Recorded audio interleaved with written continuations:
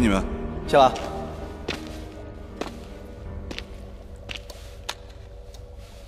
哎呀，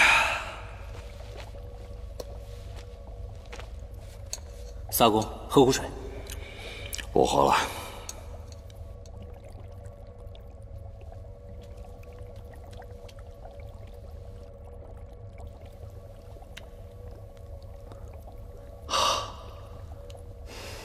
还是凉的，都不知道他能不能撑过来了。你已经仁至义尽了，就看他命硬不硬了。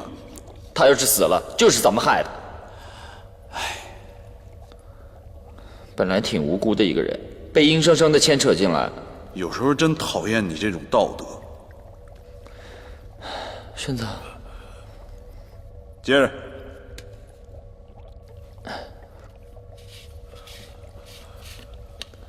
顺子，来喝水，好不好？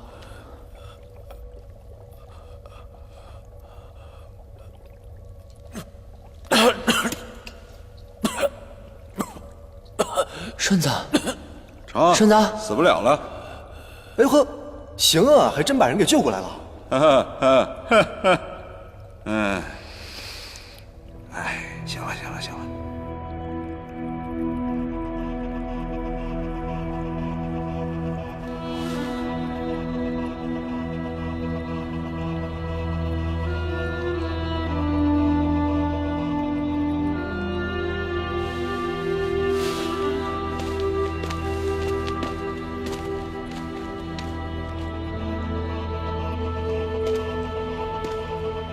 这很明显是天然形成的，洞口又那么狭窄，可为什么要在这儿画壁画呢？是很奇怪啊。按理说，这么特殊的地方留下壁画，他应该是想要传递什么信息才对啊。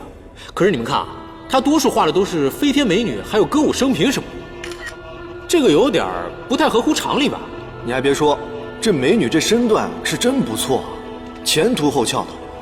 可惜再怎么看也变不成真的。我天，你能不能别用手去抠啊？能不能别那么猥琐？哎，胖子，这虽然没什么价值，但也算先人遗物啊，你不要去破坏它。变态！不是，你看这个，它不是一层，总觉得这里没那么简单。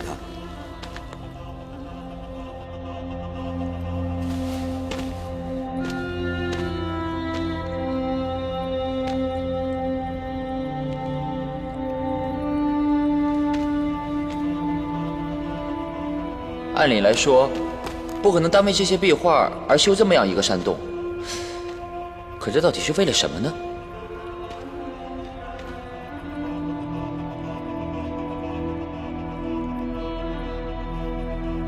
又有人来了。啊？谁啊？萨公。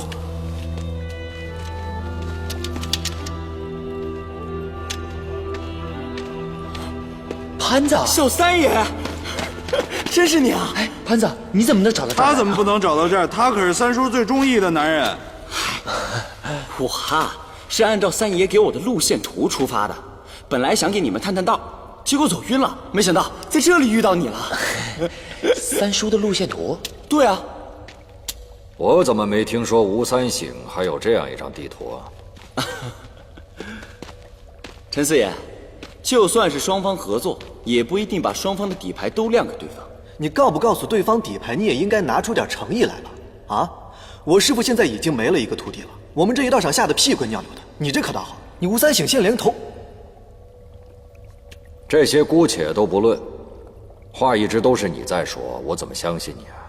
再说这一路上危机重重的，我就不相信你会有吴三省那样的身手。陈四爷，您老要是不相信的话，我就带您去看看什么是真正的温泉坑壁画。四阿公，你就相信潘子吧，潘子是不会害我的，我们跟着他一块儿去，还请四阿公能够放心啊。哼。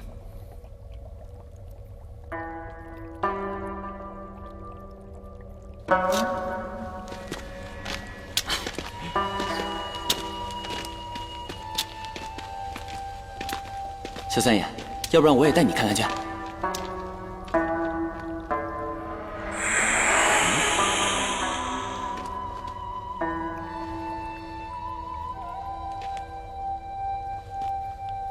什么声音啊？不知道啊。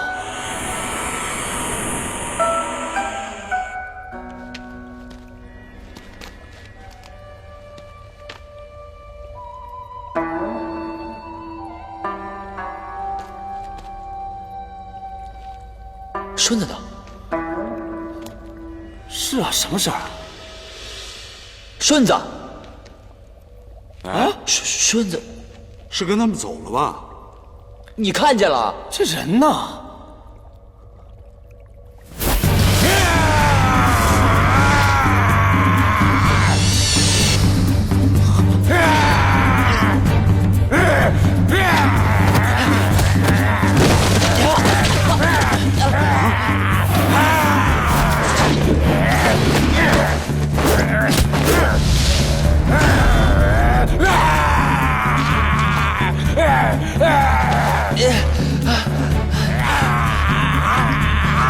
这到底怎么回事？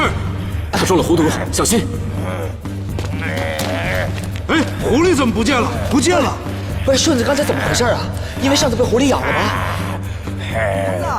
怎么还不上来？啊，我们这里发生了点突然的情况。上来就不会出事了。哎，你着什么急啊？我告诉你啊，胖爷从来没遇到过这种事儿，这怎么弄？还有，如果让陈家四知道了，顺子他这小命可就没了。温泉能解毒。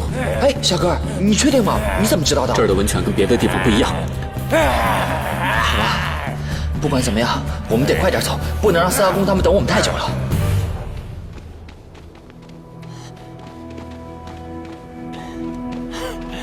事情都解决了。你们刚才干嘛呢？下面那一个个的磨叽。啊，这个陈四爷，这温泉就在上面，咱们抓紧时间赶紧走吧，啊，要不然来不及了。哎，这个方向，走走走。哎，四阿公，请。走，四阿公，慢点。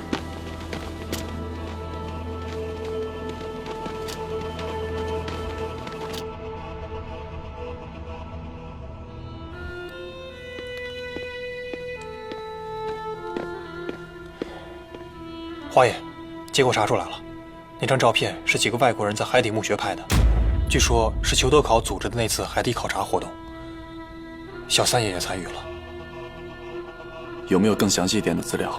我要知道他们在下面到底发生了什么。裘德考的保密措施很严，如果要硬查的话，恐怕……我不在乎，尽快通过谢家的渠道联系黑客，我一定要查清楚事情的真相。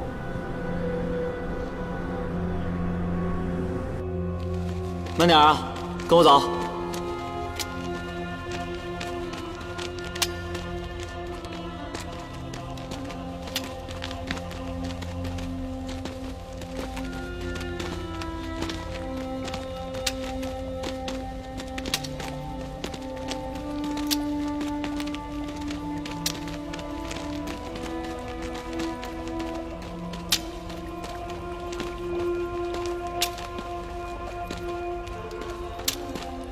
原来真正的温泉坑是这么个地方。胖子，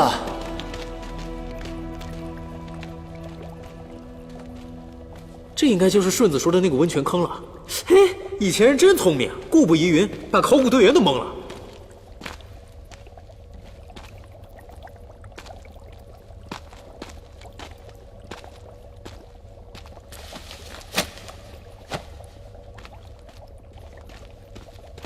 胖子，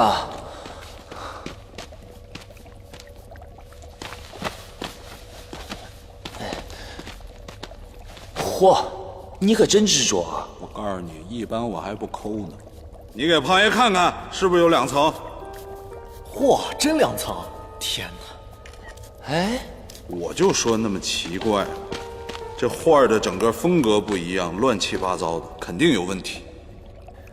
这应该是有人在原本的壁画之上又画了一层，然后外面这层接触空气时间太长了，自然褪色脱落，把里面那层露出来了，然后时间也够久了，里面这层也脱落了。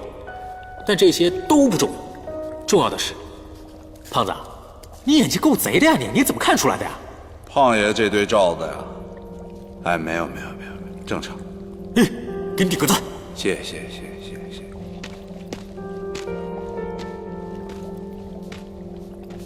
上面这层好像还有一些未完成的工序啊。什么意思？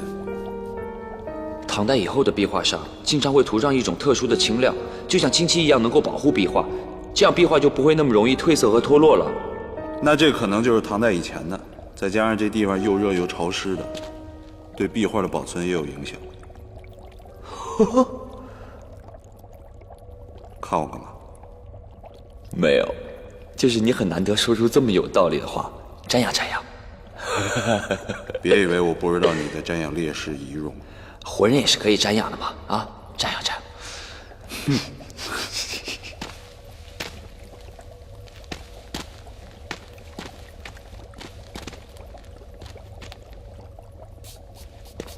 云上的马车，这些人的服饰，哎，胖子，小哥，你们记不记得这种服饰？我们原来在海底墓的壁画上见过。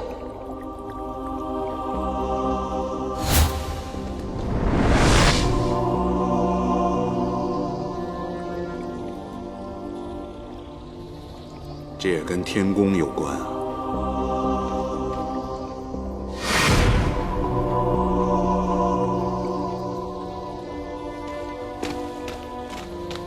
三公，我听他们一直在嘀咕什么云顶天宫，是不是和……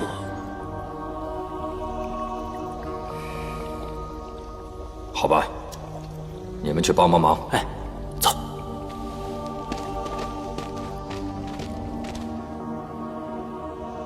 谢谢款待，之后的行程也请宁小姐多照顾了。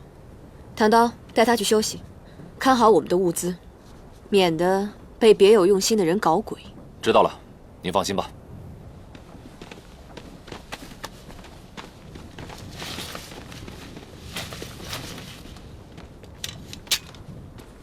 Sir, we got our own logistic channel. Why are we collaborating with Jason at all? Ning, I have a bunch of cargo ready to send out. I need a new road and new team. In fact, Jason's plan is quite reasonable. Just send some to keep an eye on him. If he plays any games, let's say they might encounter a small snowslide. If he doesn't behave, don't worry. If he cooperates, he could even take a peek at the palace secret. We can talk about it when I'm there. Sir, the weather is unpredictable on the moment. It's not a good time. Sir, I don't recommend you to come. It's too dangerous. If you want to monitor the situation, I could report. Or via video streaming. It's too dangerous here. No, I have to see with my own eyes. Ning, the secret of the Cloud Sky Palace is very dear to me. It's like a long-lost love of mine. Nothing is unacceptable. You have to understand the desperate yearning of an old man.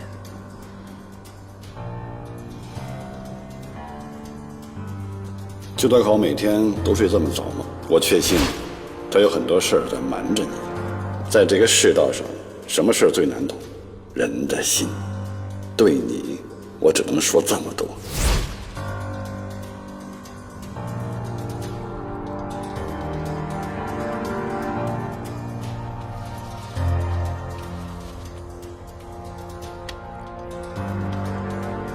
哎，你们看啊，那个，这非常有可能就是东夏灭国的那场战争。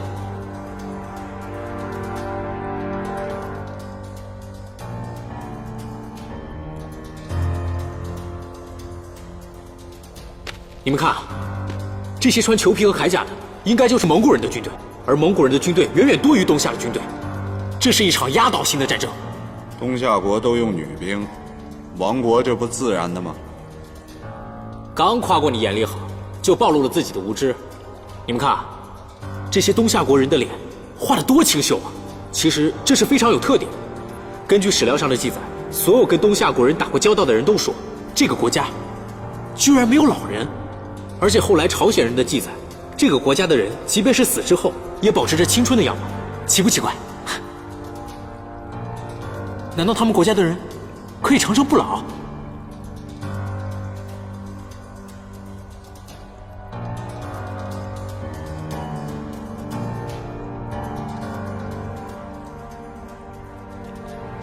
这幅壁画是分2个部分描述故事的，可是合在一起又非常的完整，这简直是 beautiful。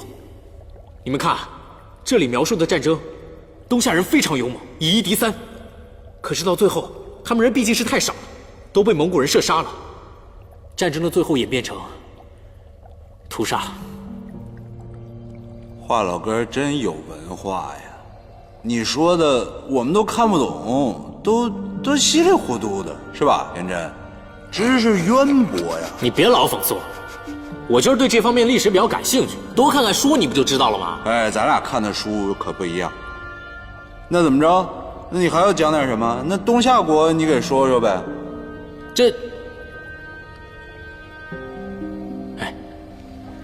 这个东夏国呀，是女真被灭国的时候，在吉林和黑龙江一带突然兴起了一个政权。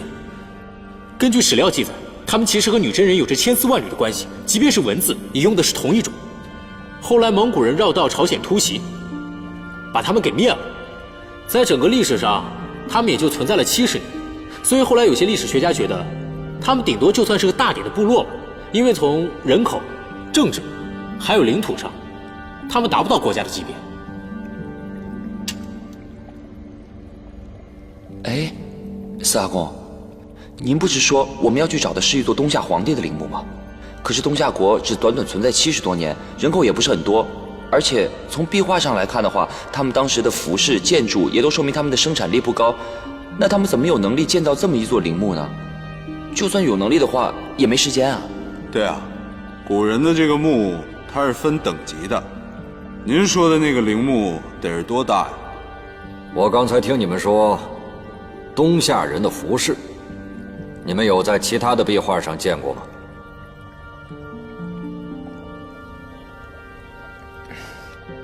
哦，那壁画上描绘的是一群女人穿着这样的服饰在雪山上送葬，终点是一座浮于云间的宫殿。那你们有没有想过，你们所谓的云顶天宫会不会和东夏皇陵是同一个地方呢？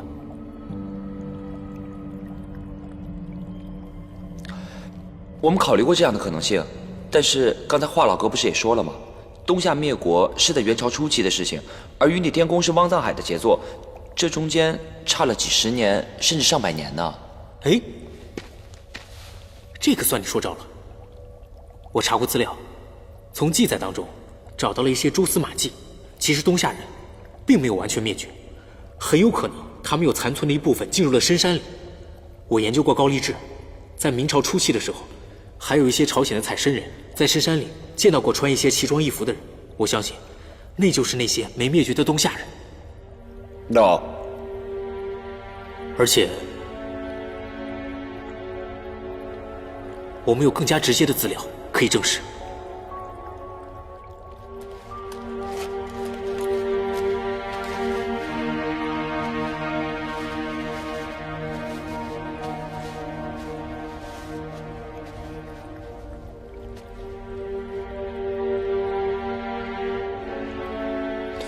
舍密童语，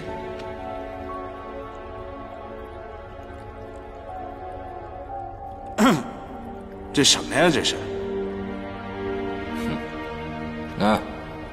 拿去看看吧。这是真货吗？这是真货吗？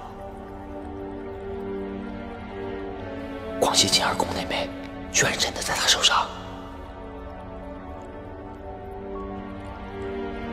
你看，你快给四阿公，别弄坏了。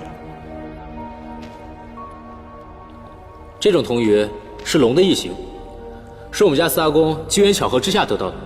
我相信做这枚铜鱼的人一定非常了解这东夏国，而更加奇特的是，他通过这枚铜鱼隐藏了一段非常隐秘的秘密。四阿公，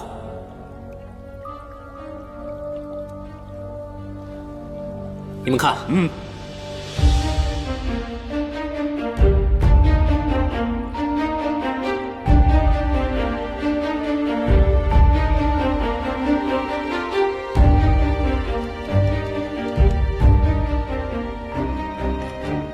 秘密就在铜鱼的鱼鳞上，这里面隐藏了47个女真文字，真是绝了！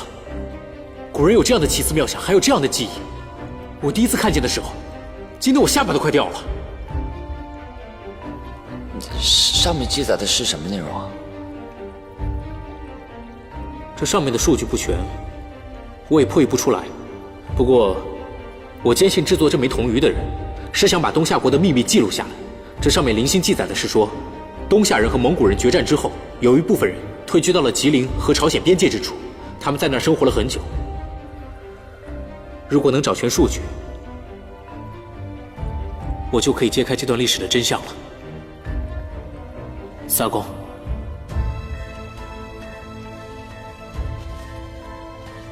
直到前一段时间，我才知道，谢雨花的手上也有一枚蛇眉铜玉。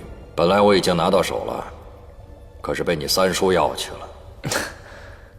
四阿公，你可真大方，这么贵重的东西，说给出去就给出去了。你三叔他拿2座古墓作为代价交换，而且还答应我，等把铜鱼的信息破解出来之后，一同交给我。我怎么算都不吃亏呀。可事到如今，就没有下文了。哎，臭小子，你三叔把你派来寻找云顶天宫，想必他已经破解出了这个铜鱼上的信息了。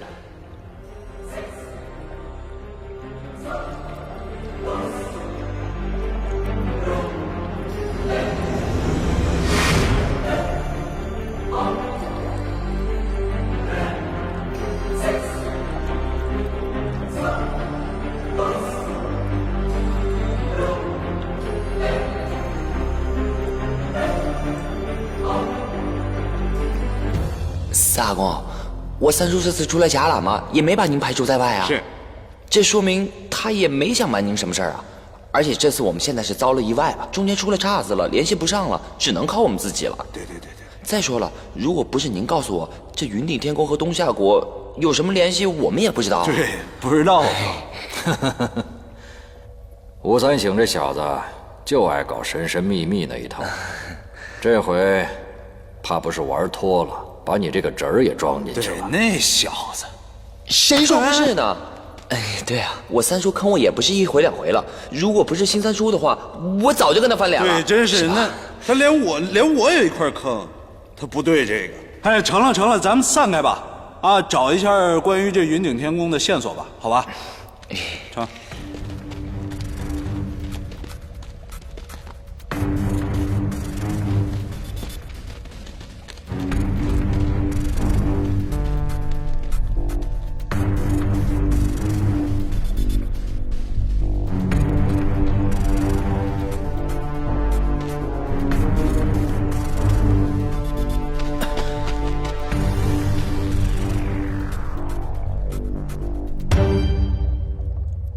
和尚，你说这个裂缝后面会不会是？哎，你说我把它炸了怎么样？你怎么哪儿都想炸啊你？啊，你真不辜负你炮神的称号啊！你想把这个裂缝炸开吗？对啊，我建议不要。为什么？你知道他为什么叫炮神吗？我告诉你啊，以前但凡下斗，只要有过不去的地方，就让他炸，指哪儿炸哪儿。而且这小子配的火药分量丝毫不差。咱低调一点啊！这么厉害啊？那我们以后的胜算说不定会大一些。但我的意思是指，这个缝隙后面根本就不可能有通道。为什么？这里是天然冰冻岩层结构，这上面被很多的积雪所覆盖。这缝隙后面既没有通道，也没有多余的空隙。根据这儿的岩层厚度和空气流通的情况来看，我推断这个缝隙后面根本就没有通道。行啊，吴显，哎，你这些知识怎么得来的？我大学是学建筑的。哎，你们怼着墙干嘛呢？实在不行，咱们就回去吧，这没意义啊，在这儿，真是，就怕后边有东西。你怎么来这儿了？顺子，你的病好了？好多了，可能是雪山温泉的作用。我醒来看到你们都不在，所以就出来转转，怕你们遇到危险。那真是太好了。你怎么知道这儿的？这就是我之前说的温泉，很少有人知道的，也是我阿爸告诉我的。哎，你过来。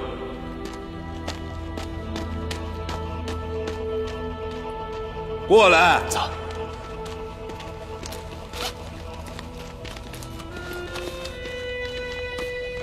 哎，你看看，我们在石龙温泉坑找到的，看看是不是你爸带的那波考古队。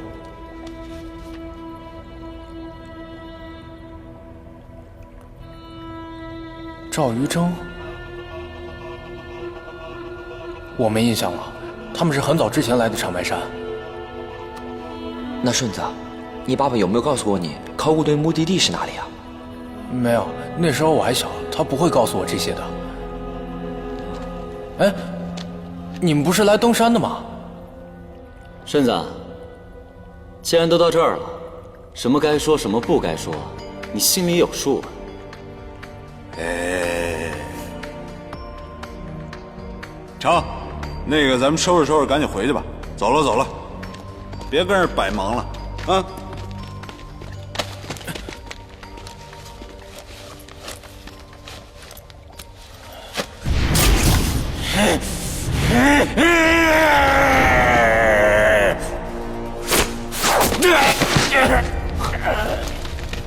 顺子，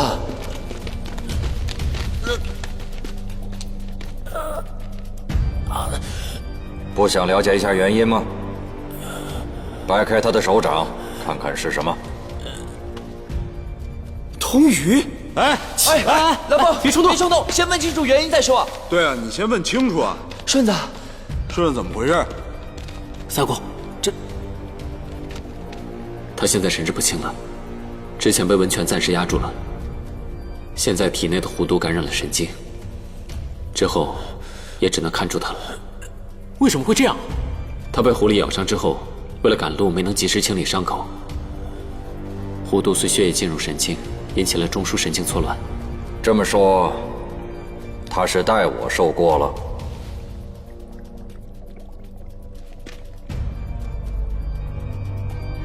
哎，四阿公，小哥的话不是那个意思，他是说顺子是无意识之下抢走你的蛇魅童鱼的，只要把体内的狐毒排清就没事了。啊，顺子，来，你告诉我刚才是怎么回事啊？我也不知道，我只知道刚才那个东西特别吸引我，然后我就一直特别想去拿，之后的事儿我就不知道了。得，现在精神都出现问题了，更是个累赘。无锡，我早就告诉你，不要浪费资源给那些没有意义的人。哎，你不能这么说话啊！你要没他，起码咱们没法安全到这儿。他就是中了狐毒，知道吗？泡温泉就好了，这儿温泉哪儿都是。谁知道他要多久才能好啊？我们有那么多时间耽搁吗？2天，他中毒不深，最多2天。你怎么知道？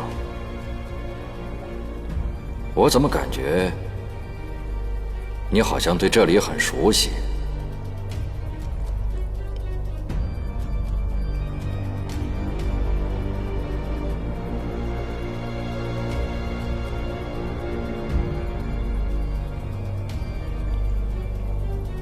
我本来就知道。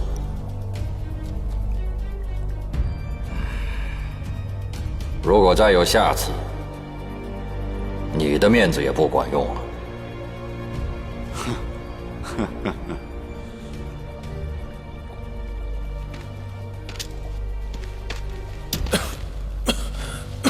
没事吧？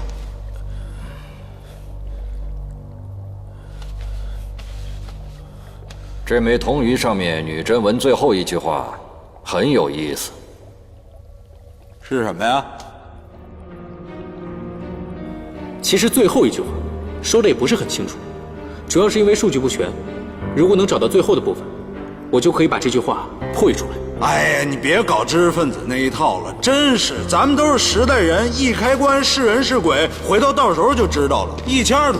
你知道什么叫知己知彼吗？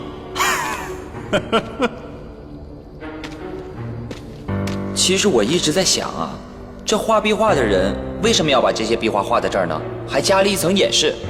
我觉得呀，他们当时是想在这儿画完壁画，然后再把整块石头都采集下来搬到墓室去，或者呢，他们真的就是闲得没事儿干，你知道吗？咱们在这儿闲得蛋疼，真的没事猜什么画画啊？有任何意义吗？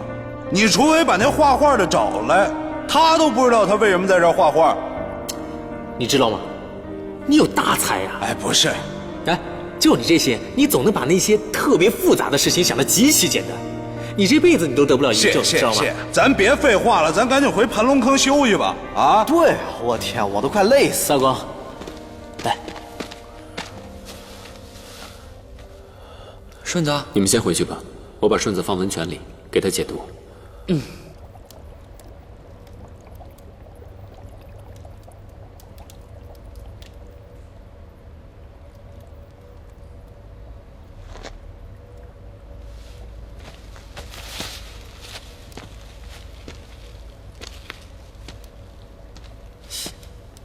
你干嘛去啊？天不是快亮了吗？出去看看雪停了没有。顺便我再拍2张照片。你知道这种雪景平时可见不着的。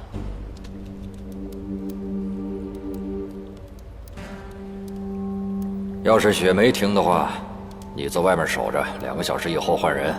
OK。醒了你，命够硬的。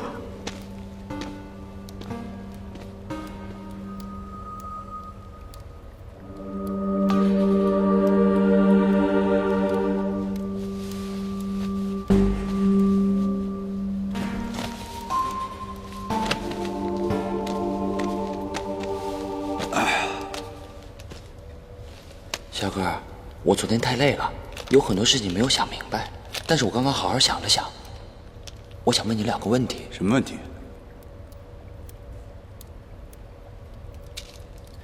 就是司阿公拿的那枚神秘铜鱼，和当时报纸上刊登的照片是一模一样的。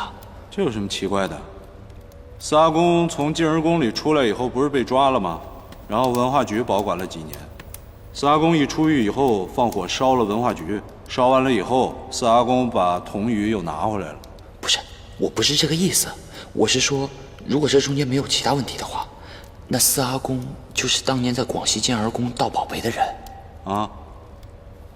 那他见了小哥，怎么没有反应？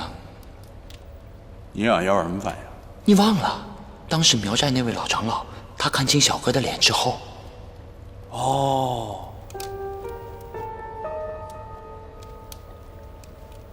司阿公抓起来，而且还害人眼瞎的那个苗寨首领，跟小哥长得一模一样，所以他有可能他老了，老年痴呆，所以他不记得他长什么样了，所以看到小哥没反应。你觉得司阿公看着像老年痴呆的样子吗？要不你亲自问问他？你问。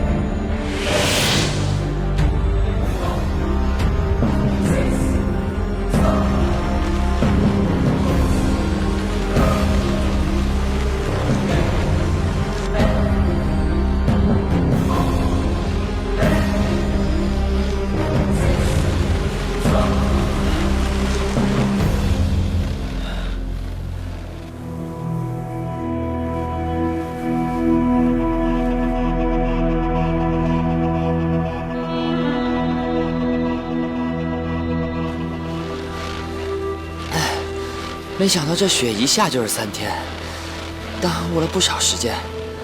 要是没有补给的话，说不定我们不到地方就断粮了。出来玩的人可不会这样。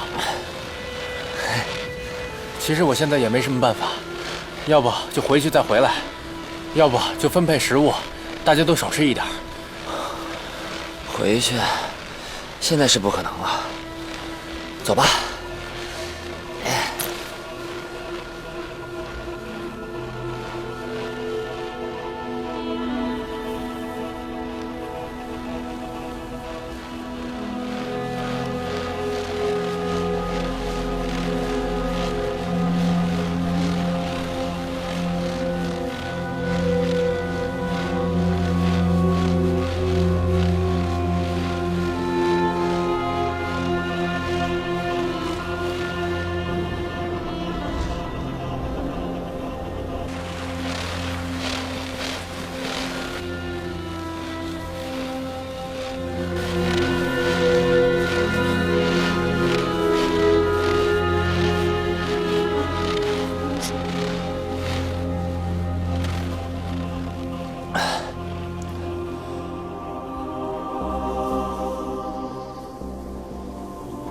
喂，那座山，就是那座山，海底墓壁画里的那座山，没错。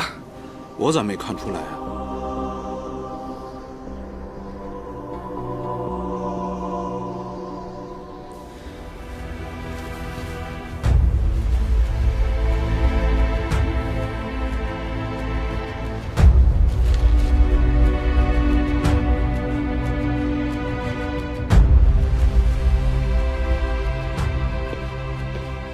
花爷，电脑里的资料必须24小时之内删除，不能留有痕迹。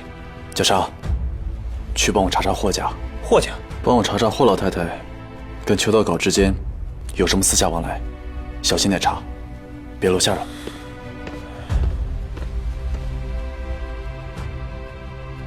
那花爷，我们查到什么程度？霍小姐毕竟是霍家的孙女。查，秀秀那边我来想办法。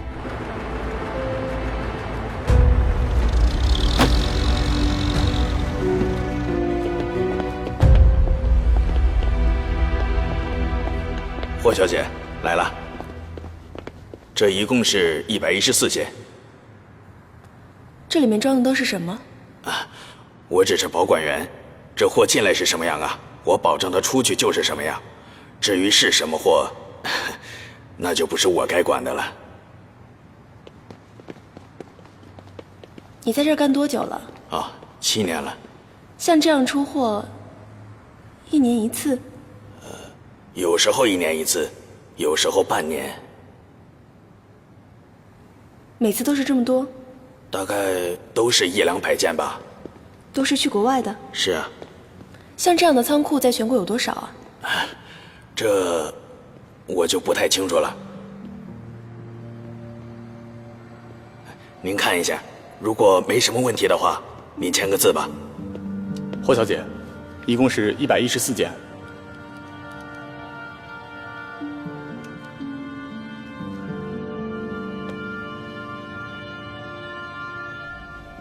那踢脚线也得擦一擦啊。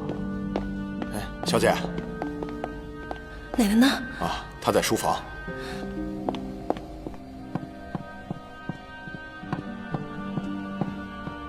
秀秀，你看看这盆花开得多鲜艳呢！奶奶，我去了裘德考说的那个仓库了，我看到了他的货。那货款没问题吧？没错，114件。奶奶，那里边装的可都是文物啊！我听说这样规模的出货，这7年来每隔1年或是半年就有一次。是啊，裘德考到底运出了多少文物，我简直不敢想象。是啊，奶奶，我们真的要帮他把货运出去吗？为什么不呢？别忘了，咱们霍家是怎么起家的。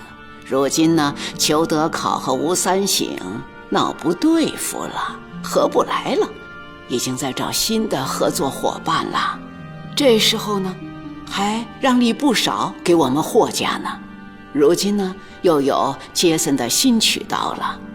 这整个呢，都是由我们来占着主动权了。至于说能不能继续合作，那对于咱们霍家来说是极其有利的。可是这样风险很大啊，而且这么多文物出去了就回不来了，我不甘心。别忘了，我们霍家是盗墓的，可姑姑就是做考古的。哎呀，无利不起早嘛。所以说，你赶紧发货吧，省得那夜长梦多，有很多事情会发生的。奶奶，裘德考究竟许诺你什么了？但那是钱吗？我不相信，你不是这样的人啊！难道你要质疑我的决定吗？啊？你是不是不想做了？你让给别人做嘛，对吧？你可以走啊。奶奶。那这样的话，以后霍家的事情就不需要你插手了。奶奶，好吧，我给你最后的选择。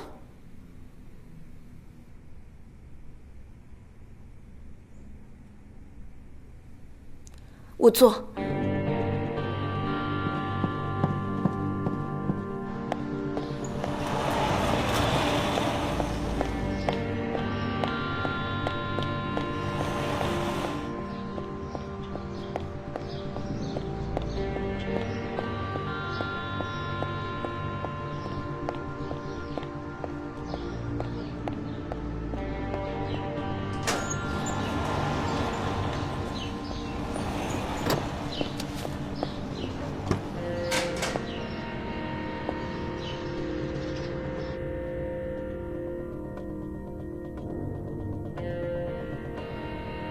小花，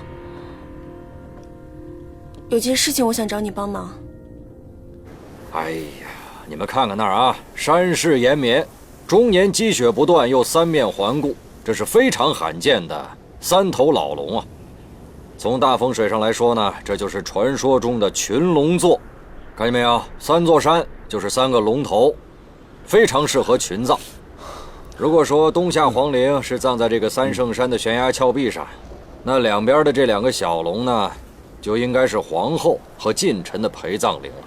3头龙，还有这种墓啊？有，比如说1987年发掘的邙山战国3子连葬，就是3座有关系的古墓分列同一条山脉上的3座山头，两边的古墓各有一条半径1米的甬道通向中间的主墓。只是考古队发掘的时候，那些甬道都已经坍塌了，考古队也没有办法确定那些甬道是真的存在，还是说只是象征性的摆设。那除了这些，还有什么说法没有？还有就是这3头龙的格局非常的奇特，3个龙头必须相通，不然3龙各自飞天，龙会没有方向，在空中乱作一团。葬在这里的人子孙后代会自相残杀，所以说如果有陪葬陵的话，这陵墓之下必然有通向中间主陵的密道，对吧，三公？哎，我哥们儿那么说以后啊，你就可以放心了。啊，好，走吧。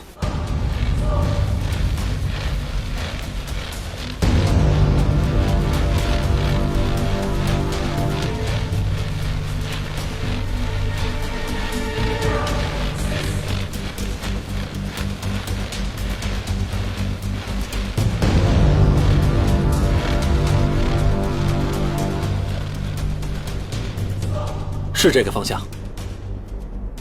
走，出发。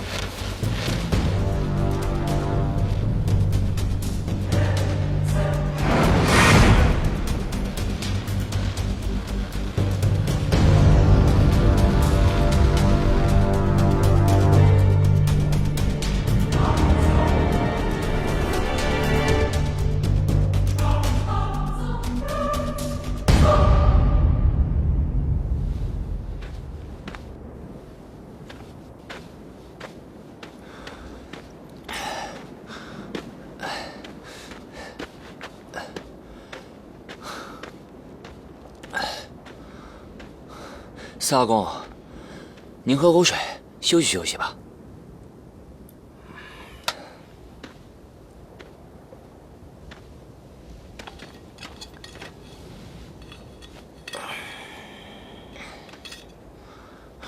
四阿公，您可以指点指点。这云顶天宫的壁画我看过，它是一个特别恢宏的建筑。虽说我们现在知道这东夏国不仅只存在70多年，但是到了后期，它留下的人民应该数量也是极少的，而且都隐居到深山老林里了，哪来这么大的人力物力修这么大一座皇陵啊？臭小子，到这儿来套话来了是不是？你要是连这点推敲都没有，你还配做吴老狗的孙子吗？四阿公，我只是个推测，不一定对啊，想听听四阿公您的意见。我是觉得呢，这云顶天宫是原本就存在的，它不是东夏人建的，只不过是这万奴王觉得这个地方还不错，就把它抢过来当成自己的陵墓了。可如果是这样的话，那问题就又来了，这个云顶天宫到底是谁造的呢？等到了地方不就知道了吗？你急什么？四阿公，这个蛇眉铜鱼是一把关键的钥匙。您到底是在什么地方拿到的它？那个地方会不会和云顶天宫有什么关联啊？这倒是没什么不能说的。当年我在广西卧佛岭进入的这个石塔里面，除了一些破旧的石像，其他什么都没有，连一个值钱的东西都没有。也就那么一个8重宝函，宝函里面装着蛇眉铜鱼。哦，那这个过程顺利吗？什么意思？不是一般这种藏有重宝的古墓里都设有机关吗？那这个石塔，那个石塔就在山谷里面，要想下去都很困难，那本身就是一个天然的屏障。哦，那四阿公啊，不如您把您下到这个石塔、拿到蛇眉铜鱼的详细过程告诉我，然后这中间或许有什么被您忽略掉的线索呢？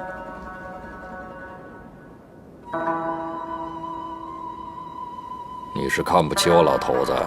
不敢，没有。你这小子胆子倒是不小，这一点倒是挺像吴老狗的。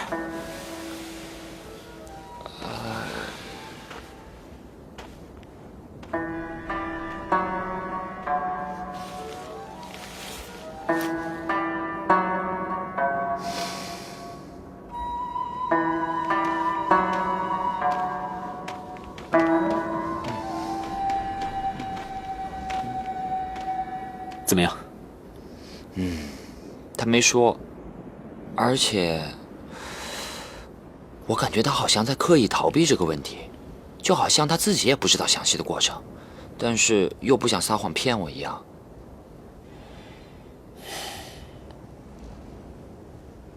也许到了云顶天宫，这些谜题都会解开了。走吧。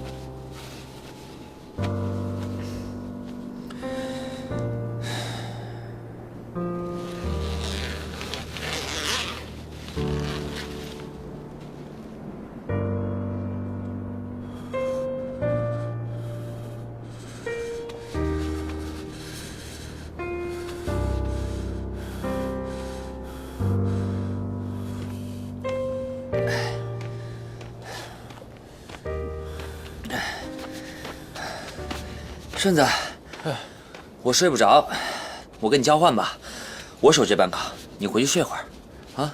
不用，都收了你们钱了，这点事儿都做不好的话，那也太亏心了。好。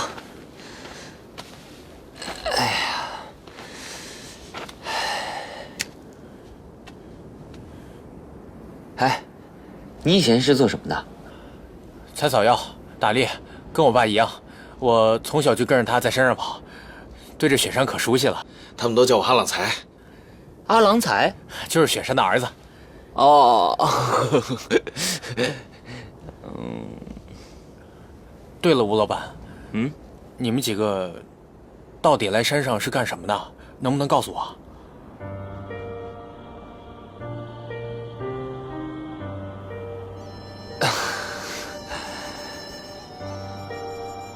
其实就算我不告诉你，你也能猜出来啊，不是吗？我就随便问问。你放心，等你带我们到了地方，我绝对保证你安全的回来。哎，对了，他们跟我说过，在这片雪山上采草药特别的赚钱，比起这吃力不讨好的雪山向导，你为什么不继续采草药呢？我不是专业的向导，难得带几次客人上山，也不会走这么深，一般在姑娘湖那块就折返了。这儿我还是第一次带人来。你别跟我开玩笑啊！真的，我没骗你。我跟你说实话吧，现在这个季节是不会有人带你们来的。我如果不带你们来的话，你们就只能自己来了，那样的话太危险了。如果不是菩萨保佑，我们早就死掉了。能一个不落的到这儿，已经是奇迹了。不过你放心，我虽然没有带人来过，但是雪山我经常走，熟悉的很，不会有事儿。你对这儿根本就不熟悉，还非得带我们上来，你就真的缺那么点钱吗？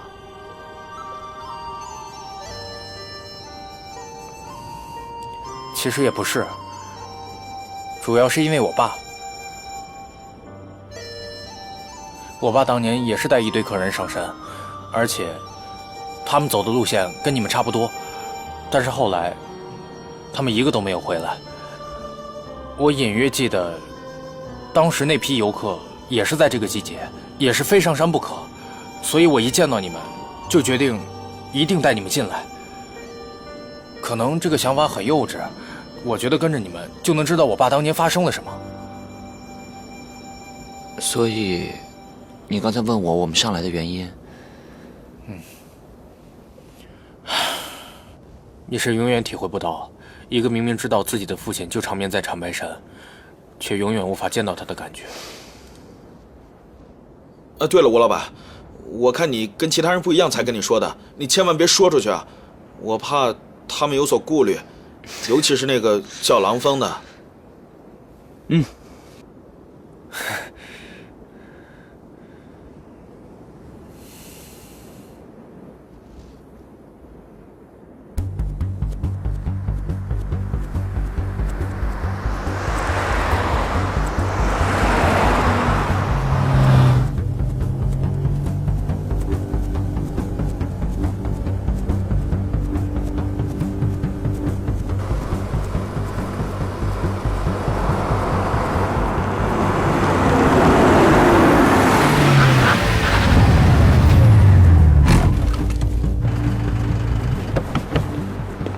干嘛呢你们？赶紧走！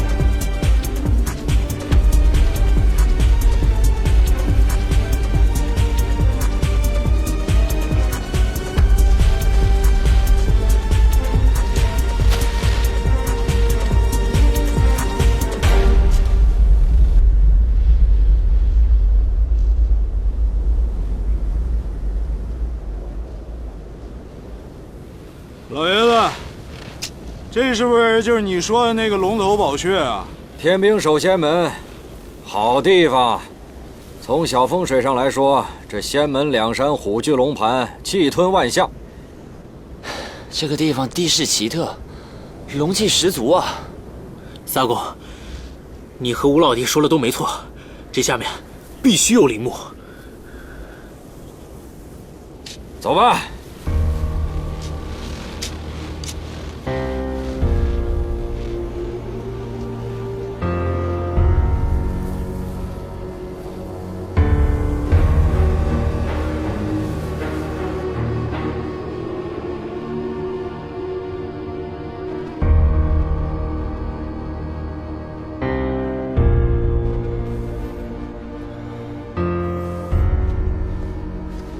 李逵，哎，哥们儿，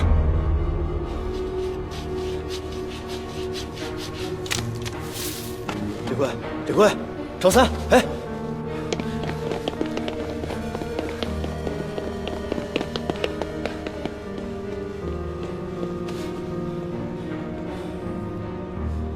通知老板，杰森把我们的货给抢了。大概是在路过一个路口的时候，被人钻了空子。然后领路的车里就换了人，把我们带到了一个错误的地点。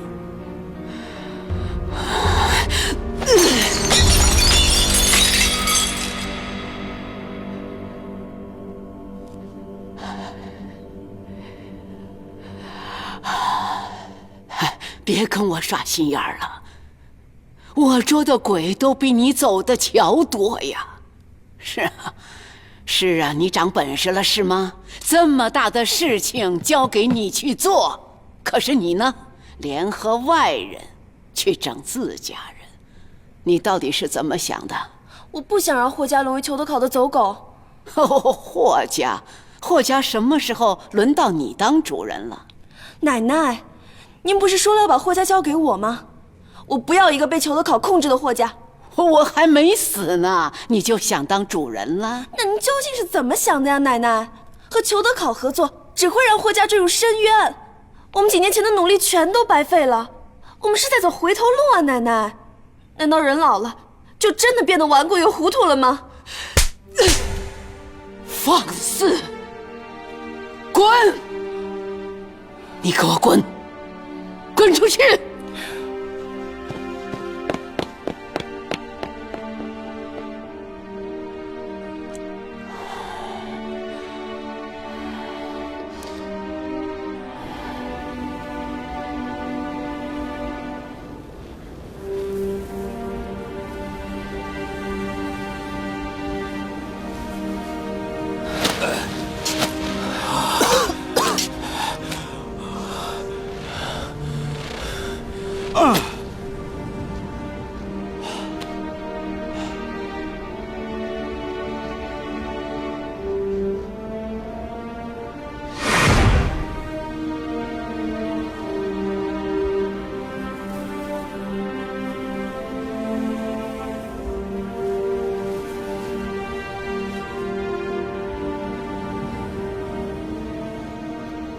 这对于胖爷来说是一小步，但是这对于墨镜校尉来说，这可是劈着叉的一大步啊！质的飞跃啊！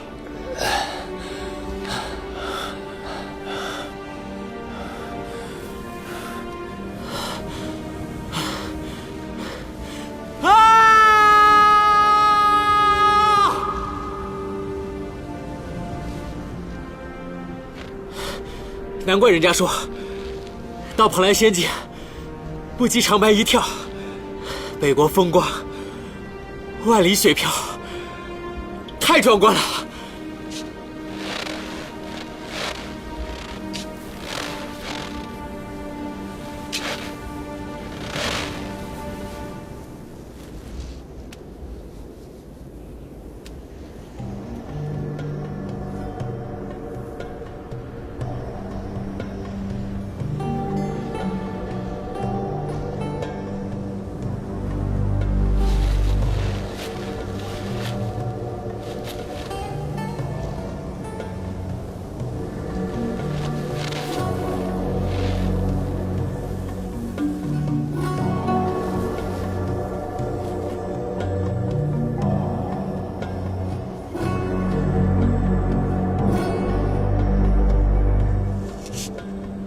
哎，顺子，啊，怎么着？你也尽尽导游本分，跟我们说说这儿啊？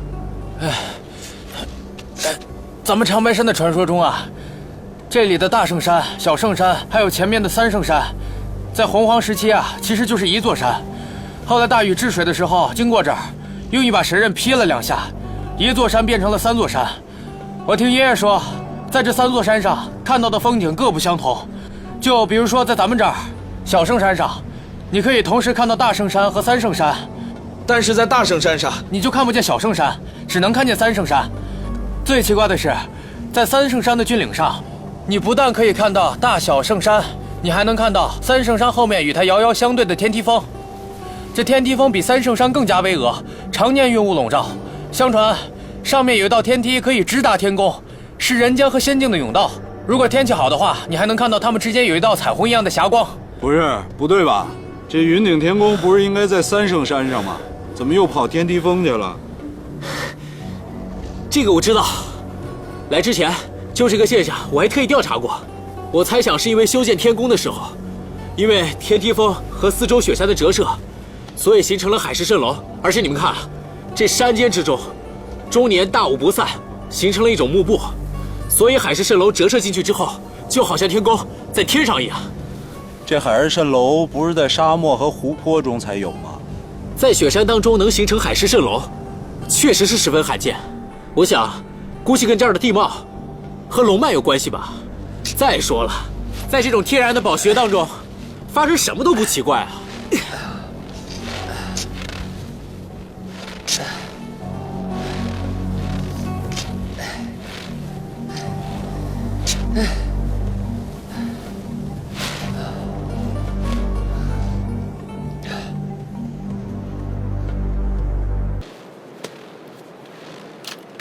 刚收到消息，我们有一批货半路被劫了，走的就是杰森给的路线。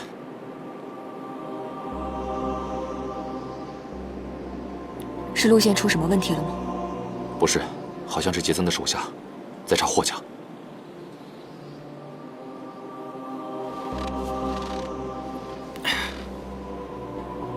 Sir 怎么说？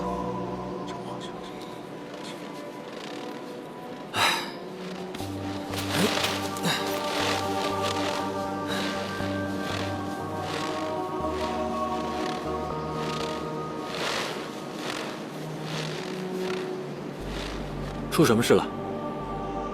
你觉得会出什么事儿啊？路线有问题。咱们现在可是伙伴，有什么问题你可不要瞒我，我们可以一起解决。当然，伙伴，路线出了问题，你不是有办法知道吗？放心，没事儿。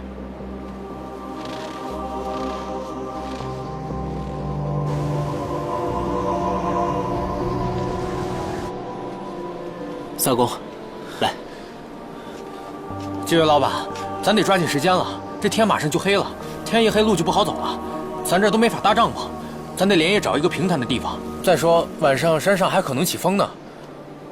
萨公，你看呢？宝穴就在脚下，可是我也没有什么办法下去。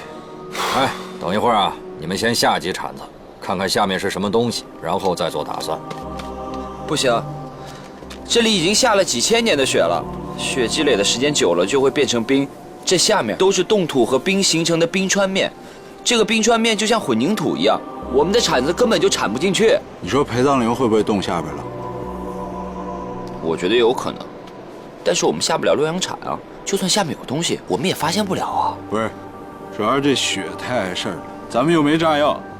我有几个朋友在大兴安岭当过兵，他们呀定期上那边雪山清雪，只要一个炮眼，这些雪全都能炸下去，省事的很。他们现在好像都用迫击炮轰了，把这些雪啊，只要给清掉，下面就一目了然了，再找什么就方便了。哎，哥几个，哎，哥们儿，炸药啊，咱还真有。有啊，那拿出来啊。炸呀？嗯，你回头看看上面。啊，后面，就这地方，你放炮，来个雪包，咱全活埋，自杀啊！长白山是旅游景点，他们也会定期清雪，我觉得这问题不大。反而我们不把这些雪清走的话，趁早咱们回去，想在雪山上挖藏在雪里的东西，那不是大海捞针吗？藏地雪山找落难的登山队，他也这么做的，他没有别的好办法，你知道吗？就算老爷子算出地穴定准了以后，不清掉积雪，这盗洞根本打不下去。所以就像我说的，必须2往4杆炸。不行，我不同意啊！这猫的风险也太大了。要我说的话，我宁愿多花点时间用铲子来铲。不是，那得铲到什么时候去？你俩啊，不用瞎琢磨了，这事儿啊，咱们听专业人士的。哎，老方，闪亮登场。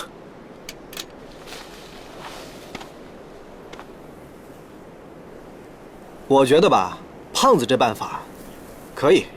其实来之前呢，我早就想到咱们会遇到类似的状况，所以呢，我早有准备。我跟你们说，以我的专业水平，我可以控制住炸药的威力，而且保证声音绝对不会太响。其实有些时候，在冰层下面有一个非常小的震动，就可以达到目的了。老方，你这相当于在豆腐里放炮仗，要在豆腐里炸出个洞来，表面上还看不出来，这可是个精细活啊。我当年当矿工的时候，下炮眼不下1万多个，我觉得这对于我来说没有难度。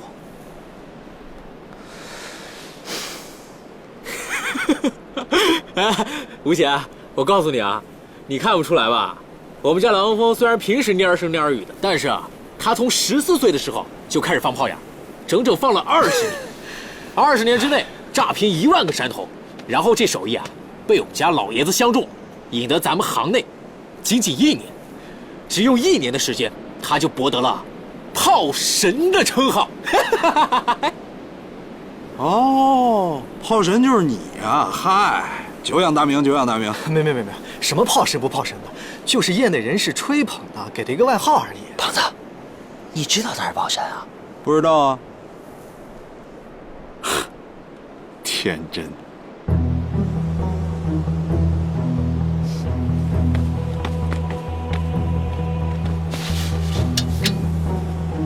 哎，这真要炸？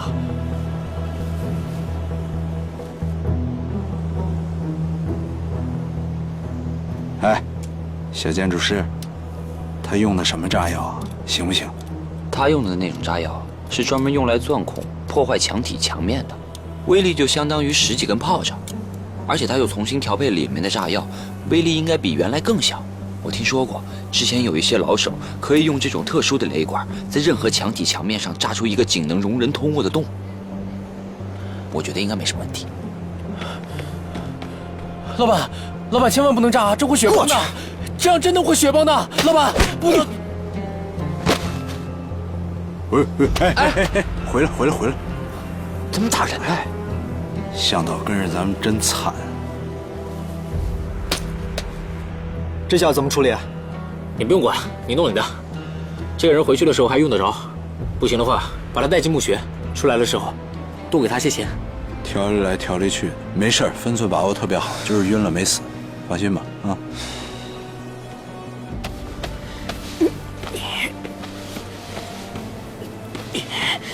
大家往后退，退到那石头后面去。走了。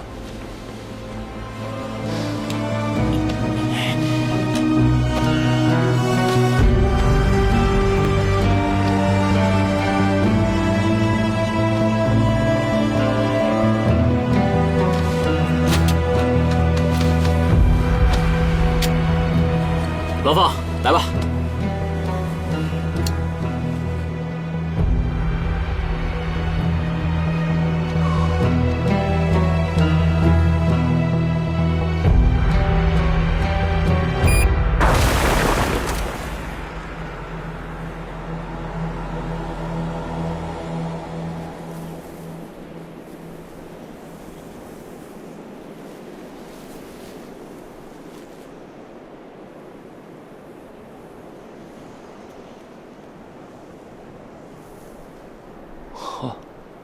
完事儿了。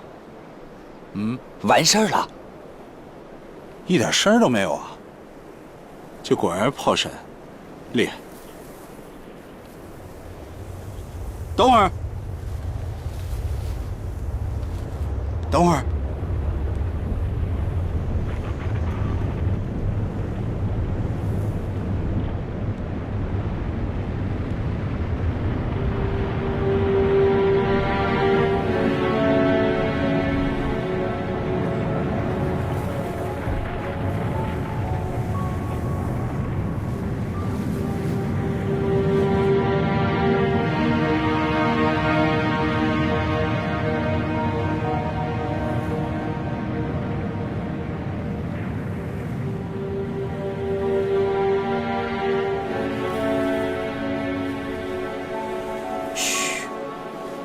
别慌，大家都不要说话。不要慌，不要慌。上面的积雪很薄，就算是有雪崩，也是小面积坍塌，不用担心。只要不被雪潮冲下去就没事了。尽量不要说话。不可能，我已经算准分量了。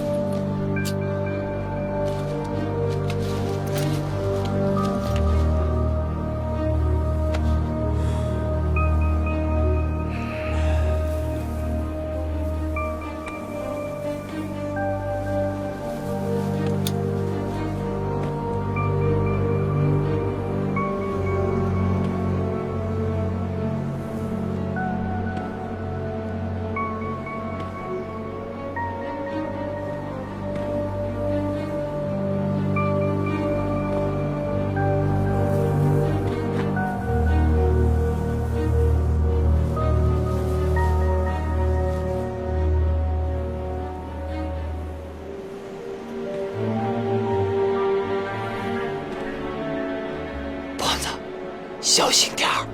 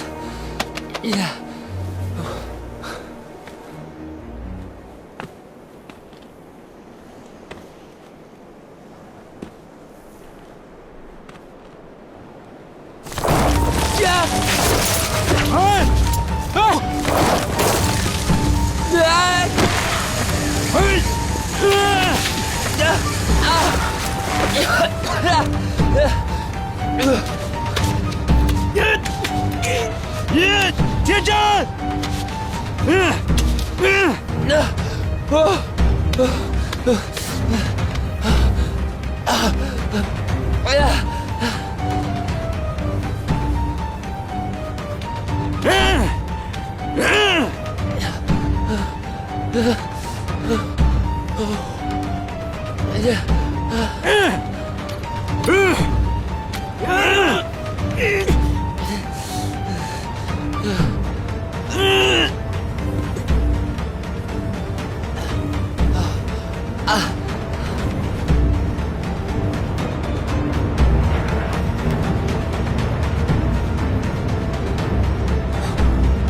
雪崩来了，大家快退！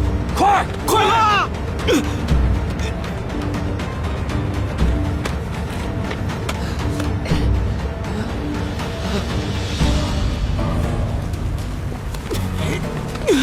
快点儿！退下来，快！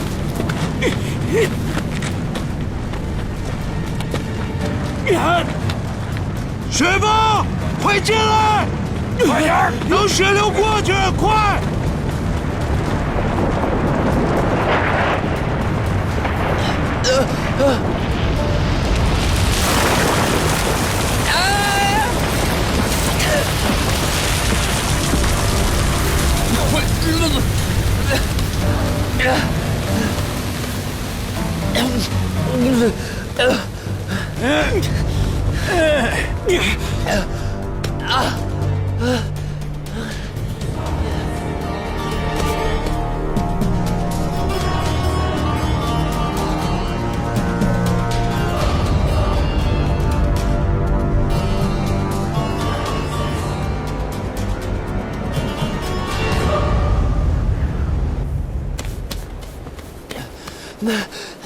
你没事吧？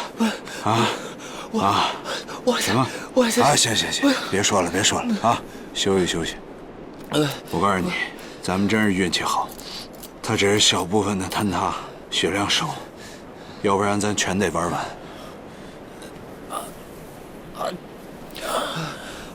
我天，你看他还醒了。我告诉你，你运气也挺好，你什么都不知道，完了就渡过去了，还有人扛你。我告诉你啊，下山买彩票，听见没有？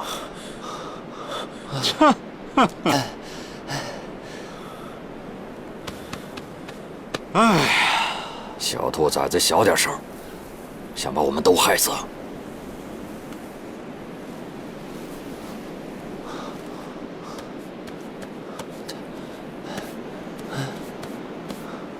哎，我们怎么少了一个人啊？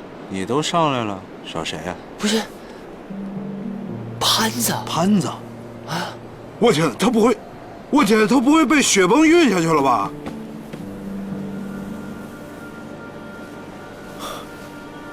不可能，潘子的身手那么好，他肯定……他走了。应该不会。什么？你安全之后，潘子也走了。为什么呀？你怎么不叫住他呀？叫住他干嘛呀？他干嘛拦他呀？小哥没有理由拦他呀。这一路都走过来了，为什么反而到了地方他却走了？可能是要给三叔通风报信吧。哎呀，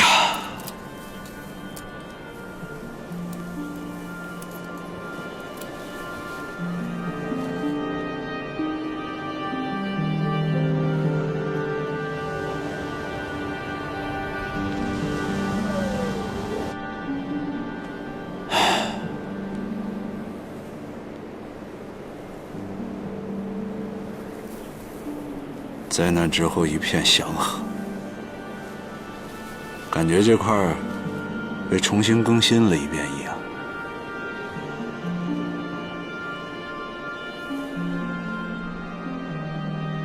哎，天真，你看这夕阳照在雪山上，像不像把雪山点着了？啊？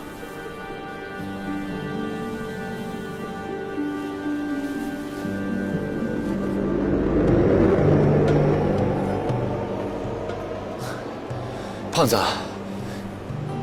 你有没有觉得我们现在看到的这个景象特别的熟悉？没有啊，怎么了？哎，小哥，胖子，你记不记得我们看过一幅壁画，里面的情景就是这个样子的。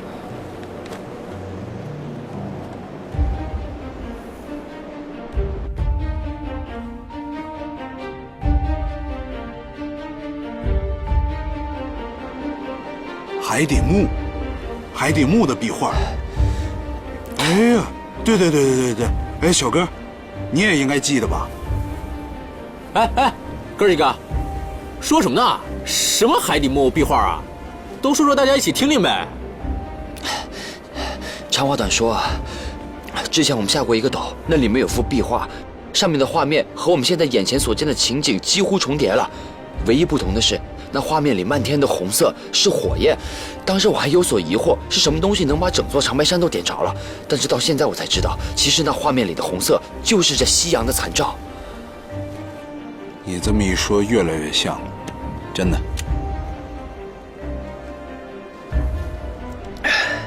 夕阳残照之处，就是云顶天宫所在。司阿公分析的没错，这宝穴的确就在我们脚底下。只是我们现在要想其他的办法进去了。不是天真，我觉得为咱们的安全考虑，咱们还是先回去准备充分再来吧。我们长途跋涉，好不容易来到这里，如果现在打道回府的话，前功尽弃，我不甘心。只是我们要想其他的办法进去，可是看着茫茫雪山，再炸一次。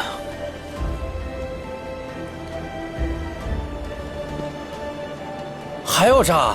司阿公，你确定吗？这次你一定要把炸药的剂量调得精准，如果再出什么纰漏，你就不要回去了。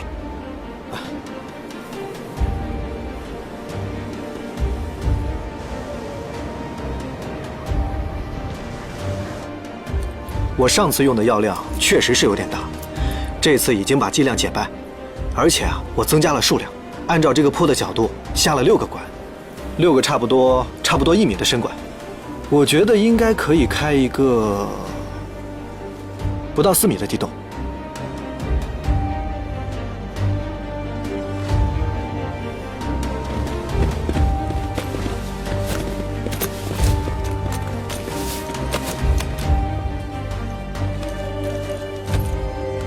大家都背靠墙壁，把自己的位置固定好。司阿公，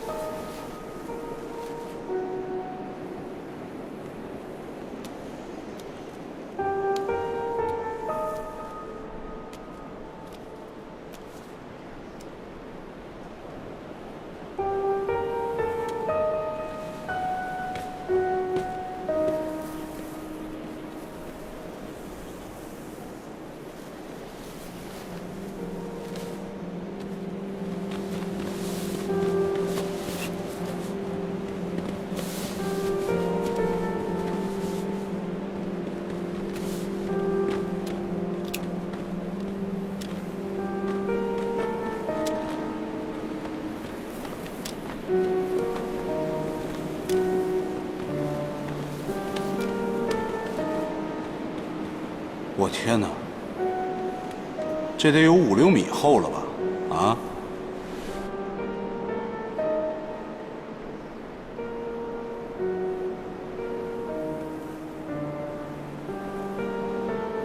哎，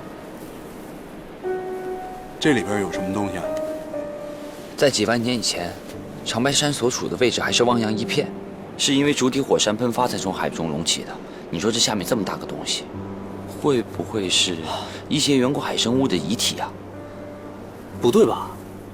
冰川形成之前，山体就已经在了。要是动物遗体的话，那就早成化石了。难道这是昆仑胎？啊？什么是昆仑胎啊？和尚，昆仑胎是一种自然形成的奇特现象，就在龙脉的源头，就是咱们俗话说的集天地灵气之所在。一般都是岩石、冰川，还有树木当中，会形成一种类似婴儿的东西。这个东西古文献记载就叫做地生胎，不过现实中有无还有待考证。听着挺邪门的，但是这胎形我看好像不像是人吧？昆仑胎是天生胎位，地生神物。孙悟空不也不是人吗？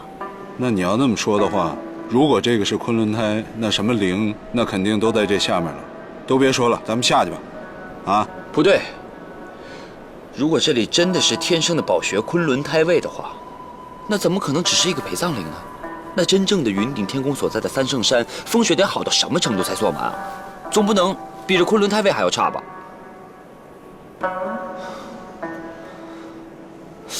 不，我觉得我们不应该这么想。如果这个昆仑胎位是假的，它是设计出来的，是人工修建的，它是一种象征的手法。他们故意把陪葬陵做成了婴胎的形状，我们现在看见的只是陪葬陵的影子。这也正是我所疑惑的。按理说，没有再比昆仑胎更好的风水了。可是这昆仑胎出现在这儿，看来一定是有问题的。难道他把三川的走势给改了？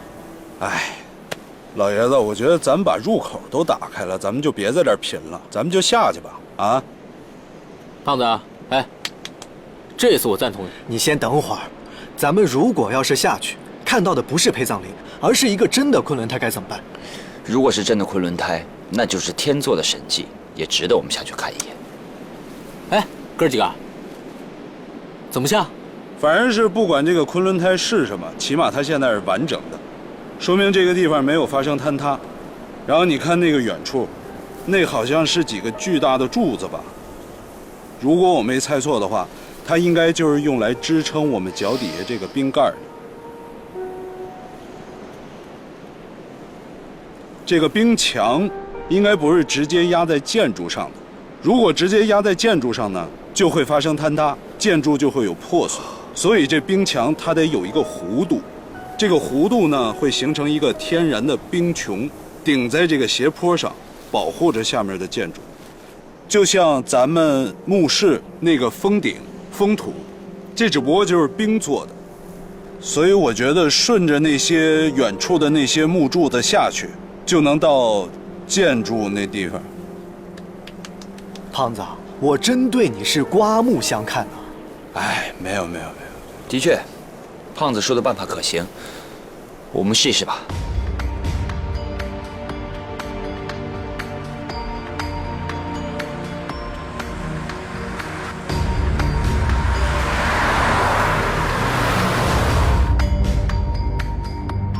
查到在哪儿了吗？查到了，花爷，在西边的夜色酒吧。还有多久？8、9分钟。再快点儿。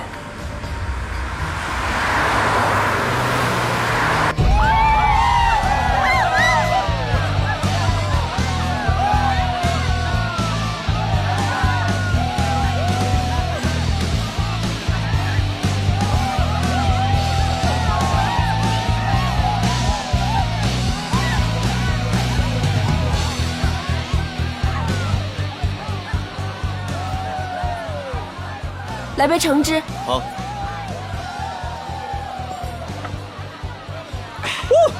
什么时间验货？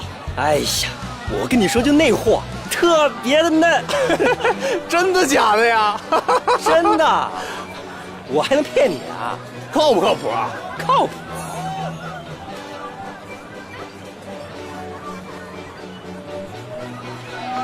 活动活动，走。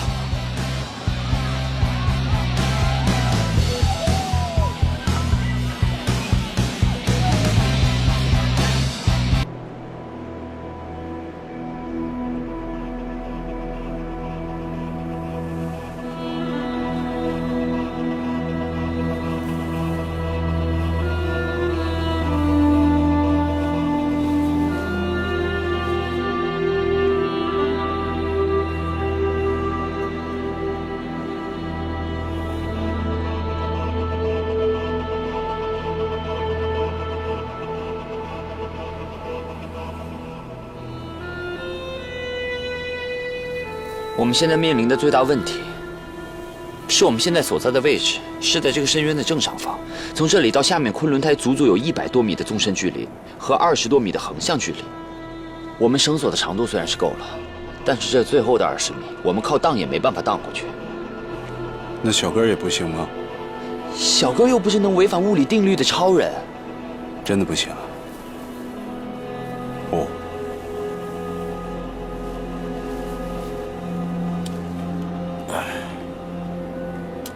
你们真是一群废物！萨哥，我们这不是太兴奋了吗？没见过这么大的阵势。您老有经验，您说这岛该怎么岛？万变不离其宗，小心为上。这样，先下去一个人，降到撑着这些冰穹的木头廊柱上，然后再顺着廊柱爬到山洞的上方，再用绳子下到那些外面架空的建筑的屋顶瓦上去。老爷子，还是你有办法。天真，行吗？这下面的每一根木头柱子，足足都有100多米长，这肯定不是一棵原木的长度，而是用木头楔子把几棵原木组合在一起形成的。这样的结构承受压力不是问题，关键是能不能承受得住拉力呢？如果到时候发生坍塌的话，一颗木头在下落的过程中必然会撞到其他的木头，到时候引发连锁反应，整个冰穹都有可能会塌的。这个方法还是太冒险了。哎，探穴嘛，就得冒险。你知道，在我来之前算了一卦，我也给你偷偷算了一卦。这签是咱们福星高照，鸿运当头，遇难成祥，得偿所愿，没问题。接着吹，风还不够大呢。吴姐，你有别的办法吗？我来。小哥儿。你看见没有？还得我们小哥，是吧？哼。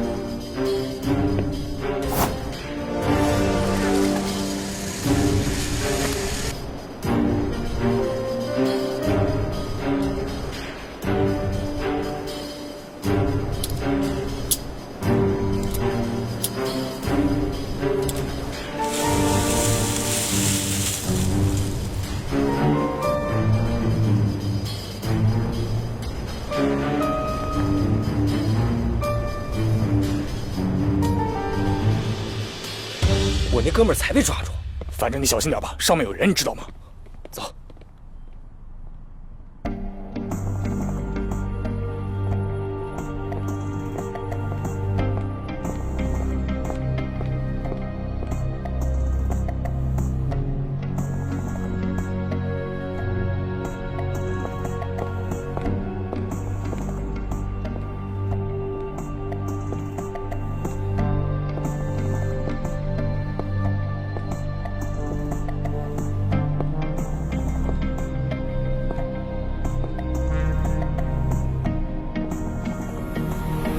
干嘛呀，小姑娘？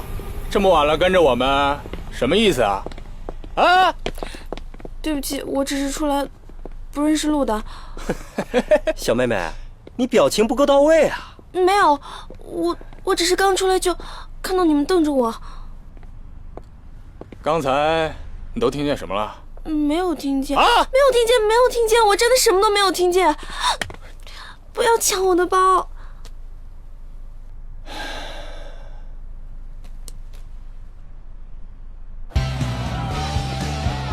你好，有没有见过这个女孩？你再看清楚点，有没有见过她？没见过呀。哎，说，在哪儿？